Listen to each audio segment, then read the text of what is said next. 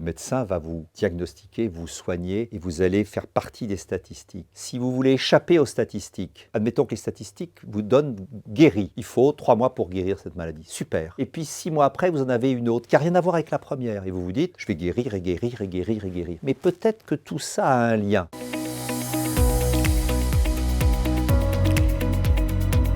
Bonjour, merci pour votre confiance. Mon nom est Yann Rougier.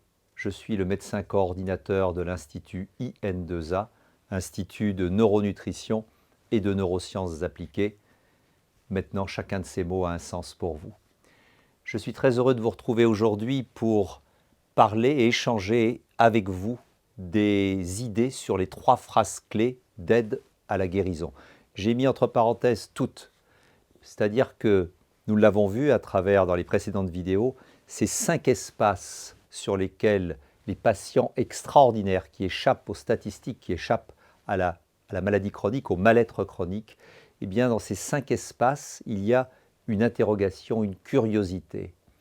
Et de ces 5 espaces, 3 questions s'imposent pour réveiller notre médecine du corps et nos processus d'auto-guérison. Première phrase. Un médicament, une thérapie, une intervention chirurgicale, un médicament soigne mieux, beaucoup mieux, un corps en bonne santé. Cette phrase, si je l'avais prononcée en début d'échange entre vous et moi dans les vidéos d'introduction, je pense qu'elle n'aurait eu aucun sens pour vous et peut-être même que vous seriez dit mais qu'est-ce que dit comme stupidité cet homme qui se prétend médecin. Ça paraît inacceptable, ce genre de phrase, puisque si le corps est en bonne santé, le médicament n'a pas besoin de le soigner. Par contre, avec nos précédents échanges, nous avons bien compris que les équilibres du corps n'excluent pas le fait qu'une bactérie, qu'une empreinte génétique, qu'un impact puisse être supérieur à notre capacité de gestion. Et à ce moment-là, nous sommes malades, nous sauvons le corps s'il y a besoin avec la médecine des hommes, nous faisons diagnostic et thérapie et symptômes toujours avec la médecine des hommes, et quand on passe dans le chronique léger, qui est peut-être 80% du mal-être de l'humanité, ou le chronique plus dégénératif, plus lourd, eh bien à un certain moment, ce corps au niveau prévention, accompagnement thérapeutique et guérison, tout cela sera plus actif et plus rapide si le corps, au départ, possède ses équilibres internes dans les meilleures conditions possibles. On en a parlé tout à l'heure, équilibre ortho et parasympathique, équilibre également des neurohormones dopamine, ocytocine et sérotonine, dans l'ordre sérotonine, dopamine, ocytocine. Et puis au niveau alimentaire, transformer les aliments en association santé, tenir compte de l'index glycémique, de l'équilibre acide-base, mieux gérer son stress, etc. Et là, nos équilibres internes existent.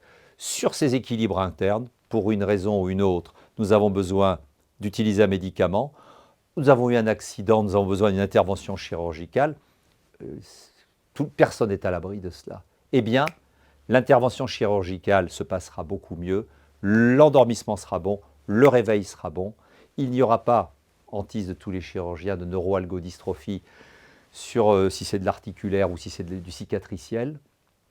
Et donc, tout se passera mieux. Un médicament, une thérapie, une intervention chirurgicale soigne mieux, thérapie, même tout ce qui est en cancérologie, bien évidemment, c'est agressif, mais le corps résistera mieux. Une chimiothérapie sur un corps en bonne santé, vous voyez, ce n'est pas un paradoxe. Vous comprenez maintenant les 2 niveaux. Eh bien, sera mieux métabolisé, avec moins d'effets secondaires, plus de ciblage, plus d'effets. C'est exactement ce que l'on désire. Un médicament, une thérapie, une intervention chirurgicale soigne mieux, beaucoup mieux, un corps en bonne santé. Avec une médecine du corps forte, avec des équilibres internes stables, eh bien, plus de conscience au niveau des routines de prévention. C'est ce qu'il faut atteindre. Des équilibres internes stables et la prise de conscience que nous avons eue sur ces 5 espaces où des patients extraordinaires ont amélioré leur santé en se posant les bonnes questions.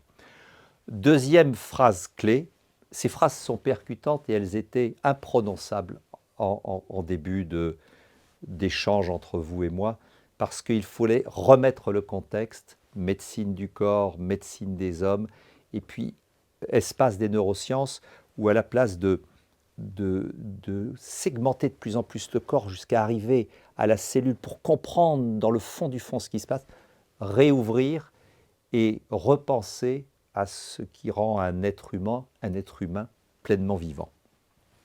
Deuxième phrase, on ne peut pas guérir, différent de soigner, on peut toujours soigner. On ne peut pas guérir une maladie en gardant le même état d'esprit que celui avec lequel on l'a créé. Je parle bien évidemment des maladies chroniques. Je parle de mieux guérir, c'est-à-dire qu'est-ce qui se passe? Qu'est-ce qui va rendre une maladie chronique? On l'a vu tout à l'heure. C'est cet espace de déséquilibre dans les cinq facteurs qui nous rendent pleinement vivants. L'alimentation, le détox, le stress, les émotions, le sens. À partir du moment où on rentre dans une maladie qui dure, dans du chronique, ça fait des semaines, des mois, parfois des années, psoriasis, lupus, Crohn, etc. Toutes ces maladies, fatigue chronique, subdépression, fibromyalgie, douleur dans le corps, ça dure, ça dure.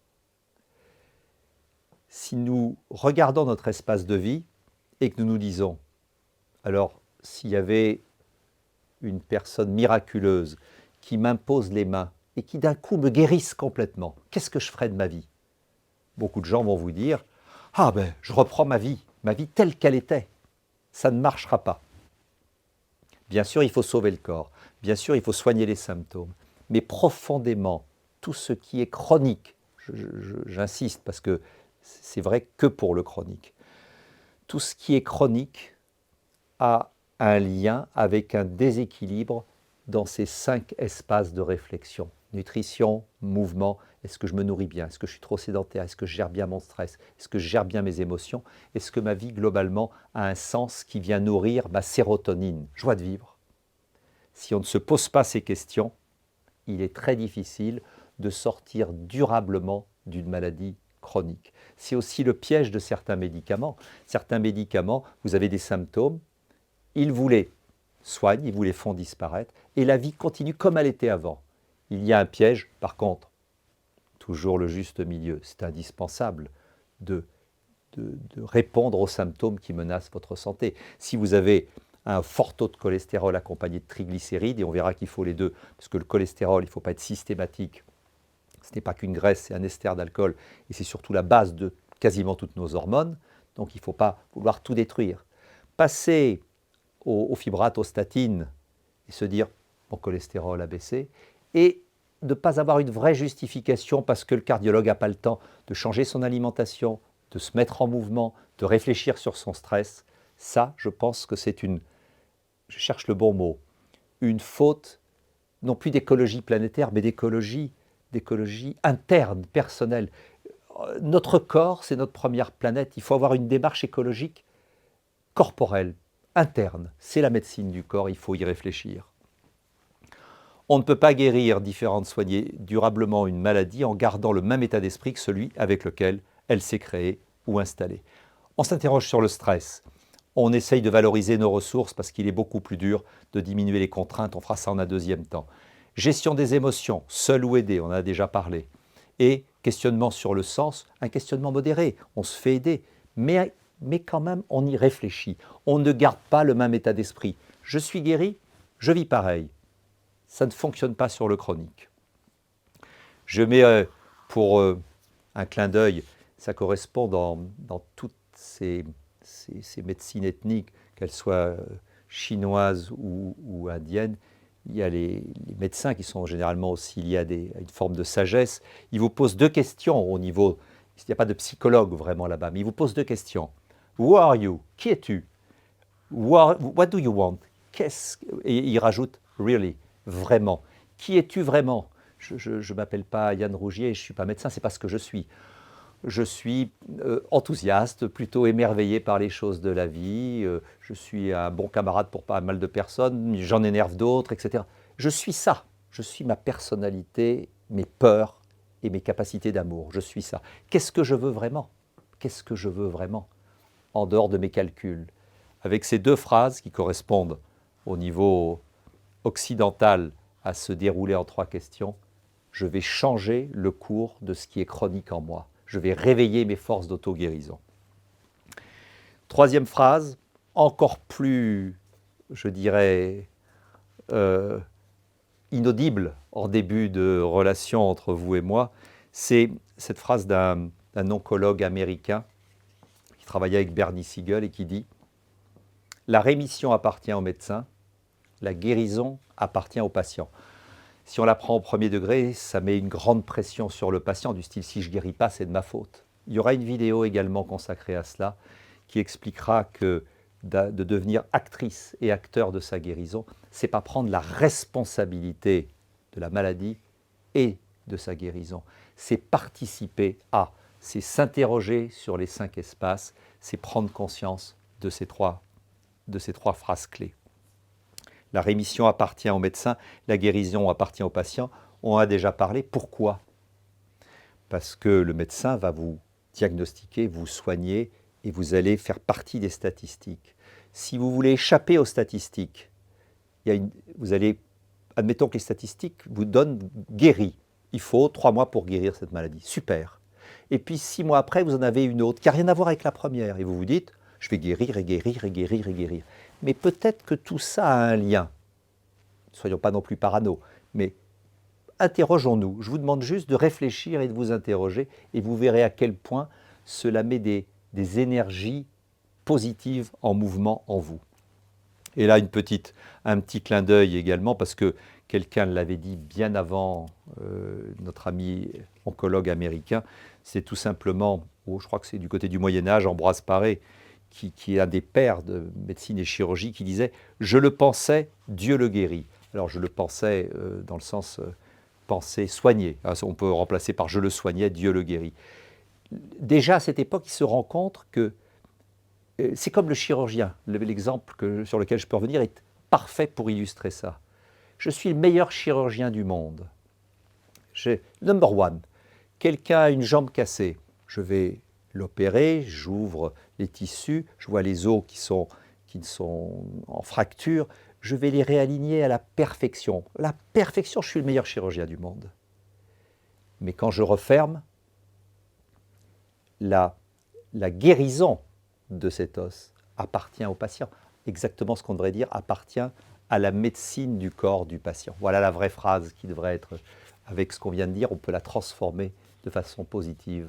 Et, bien entendu, si quand je me suis cassé la jambe, mes équilibres internes étaient raisonnables, respectueux, eh bien, je vais, pour l'anesthésie, bon endormissement, je vais bien m'endormir, bon réveil dans la salle de réveil, et puis la cicatrice et les os, il n'y aurait pas, tout le monde connaît maintenant le terme, neuroalgodystrophie, c'est-à-dire que d'un coup, les os cicatrisent pas bien, la peau cicatrise mal, ça gonfle, ça se boursoufle, ça s'enflamme, ça suinte. Qu'est-ce qui se passe? Il se passe que notre médecine du corps n'était pas en ordre, que l'acte chirurgical est venu dépasser nos ressources par les contraintes de cette anesthésie plus chirurgie, et que le corps est épuisé, il n'a plus les équilibres, et donc il perd les pédales, il chronicise quelque chose qui devait être juste un acte chirurgical, une neuroalgodystrophie, peut traîner des semaines, et il faut reprendre, etc. Et il y en a certains qui les gardent des mois.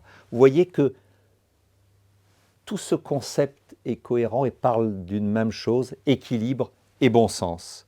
Donc, les énergies qu'on peut appeler psychomorales, c'est-à-dire ce qui donne du sens, qu'elles soient mentales, alors ça ce n'est pas médical, spirituel, chacun a ses croyances spirituelles, mais il y aura une vidéo sur les croyances et nous verrons que dans une certaine mesure, et avec des surprises, mais certaines croyances, que ce soit religieuses ou des croyances magiques, mentales, ont une action sur le chronique, mais de nouveau, il faut les faire précéder par une interrogation parce que certaines croyances nous affaiblissent à la place de nous soutenir. Spirituelles qui accompagnent une maladie appartiennent aux patients, à toutes les énergies humaines, c'est-à-dire l'idée de sens, qu'est-ce que je veux vraiment faire de ma vie.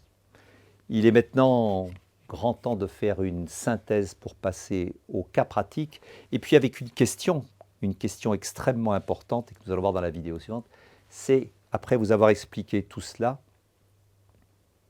quel type de patient voulez-vous être, ou d'être humain, parce que patient égale maladie, peut-être que vous êtes en bonne santé et que vous voulez conserver cette bonne santé.